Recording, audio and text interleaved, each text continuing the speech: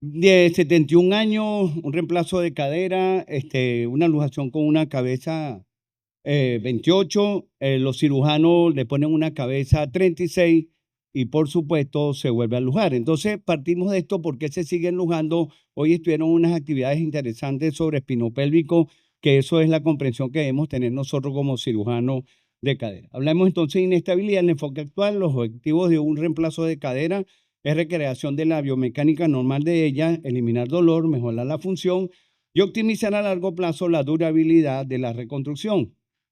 ¿Cuál es la epidemiología? 0 a 10% por reemplazo de cadera. En el 2008, una publicación de Parvisi, 8 a 12 de revisión anual de los reemplazos de cadera, 11 a 24% son por inestabilidad, 28% ocurren después de una revisión y el 59% de las luxaciones a los 3 meses podemos encontrarlo, 76% al primer año.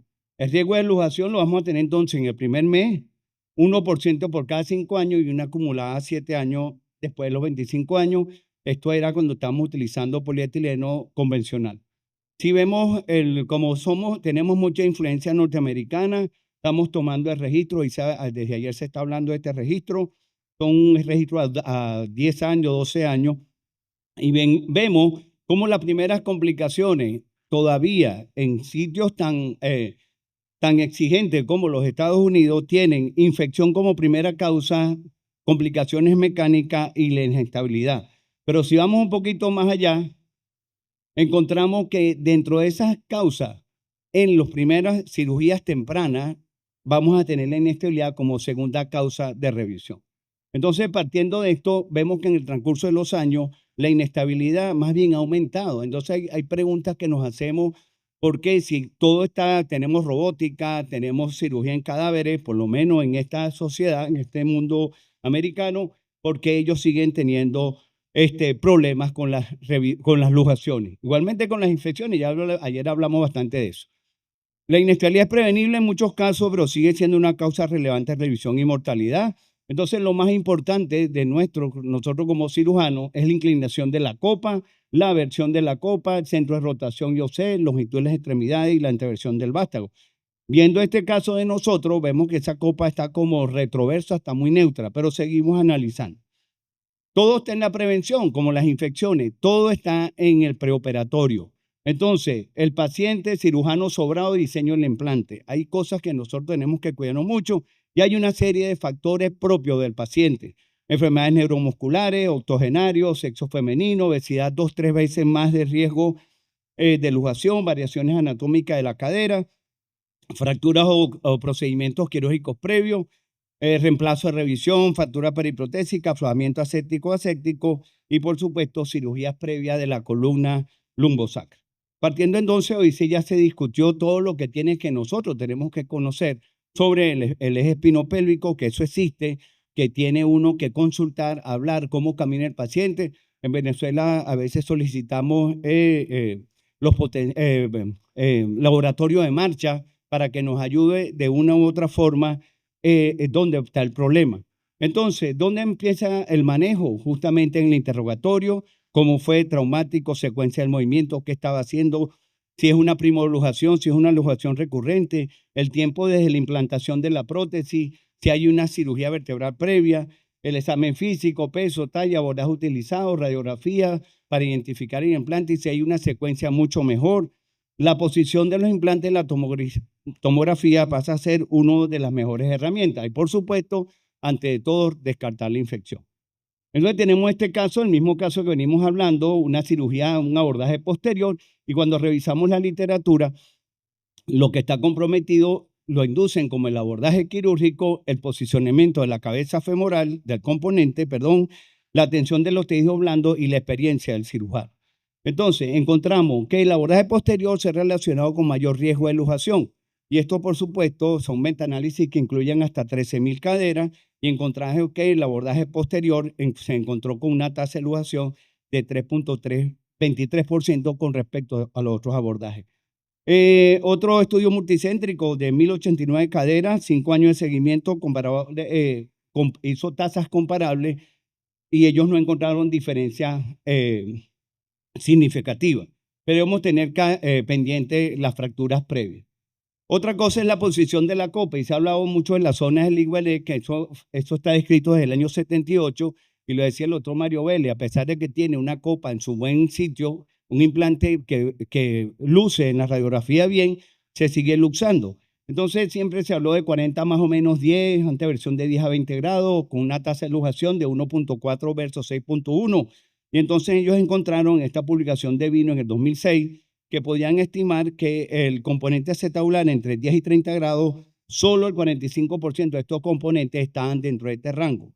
Y en el 2006, Biderman, 93% de las caderas estables y 66% de las inestables estaban dentro de la zona de seguridad. O sea que no es tan correcto entonces la zona del Lewinep. La posición del acetábulo, tratamos de que sea lo más correcto posible. Si es menos de 30, te va a dar pinzamiento, te va a limitar la flexión.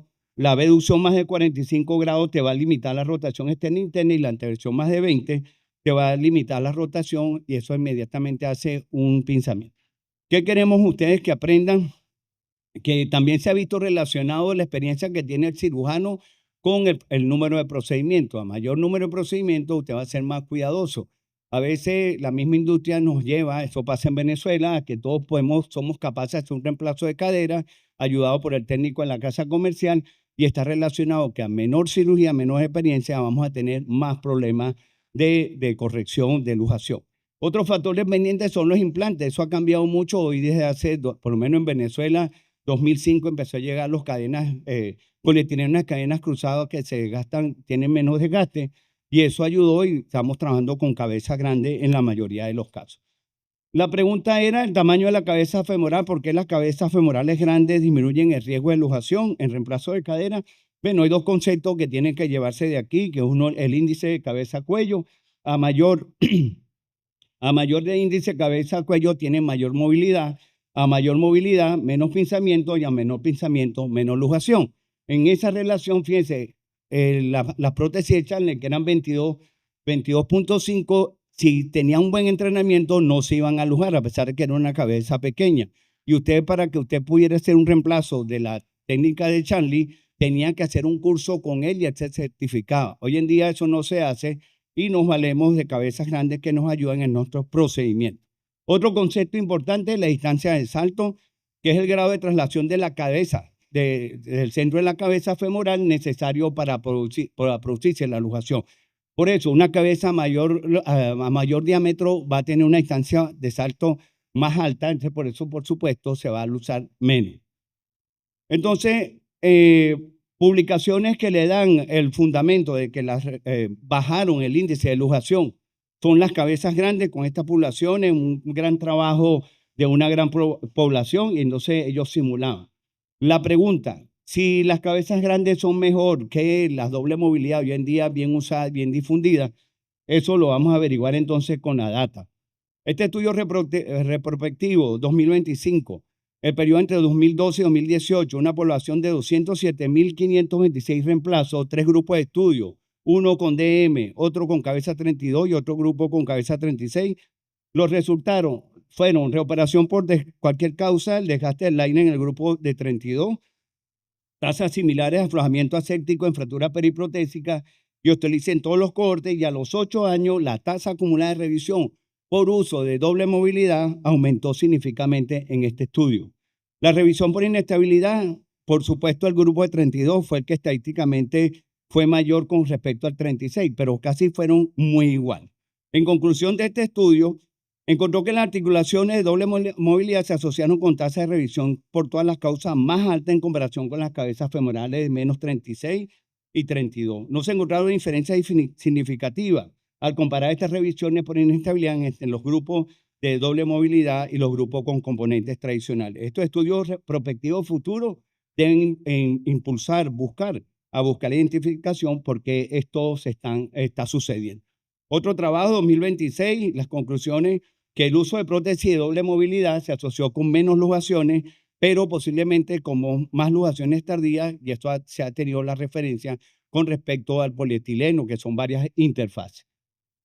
Entonces, ya para concluir, fíjense que en Estados Unidos se sigue utilizando la cabeza 36 como parte de toda la cirugía de revisión, pero en inestabilidad está creciendo el uso de la doble movilidad cuando la causa es por inestabilidad, pero no en casos primarios. Eso sí tienen que ver. Y ya para concluir, esta pregunta que se hizo en la reunión mundial de expertos que se hizo en el 2024, sí dice que hay una indicación muy precisa para la doble movilidad, y una es esa, por supuesto, fracturas, riesgo de luxación, patología neuromuscular, deterioro cognitivo y pacientes con rigidez de la columna lumbar. Por ahora, la reducción bajo anestesia es importante. Cuando tienen un caso, probada estabilidad insuficiente en los tejidos blandos, siempre nos llegan los pacientes de un colega, nunca son nuestros pacientes de nosotros, y entonces siempre podemos tener como las infecciones, tener una opinión diferente. Luxación recurrente, cuando tienes para revisión, inestabilidad multinacional y distracción mayor de 1. Y bueno, tratamiento de la luxación, 78% medio cerrados, si los componentes están en buena posición, reposo en cama, brace, SPIG, férula interrogada, lo que usted quiera. Pero solamente el cirujano, métase en un Ciregraph, fluoroscopio y vea la estabilidad de esa cadera. 80% de caderas son estables por reducción. Bueno, eso era por ahora. Más tarde, si no da tiempo, le presento, continuamos con este caso. Muchas gracias.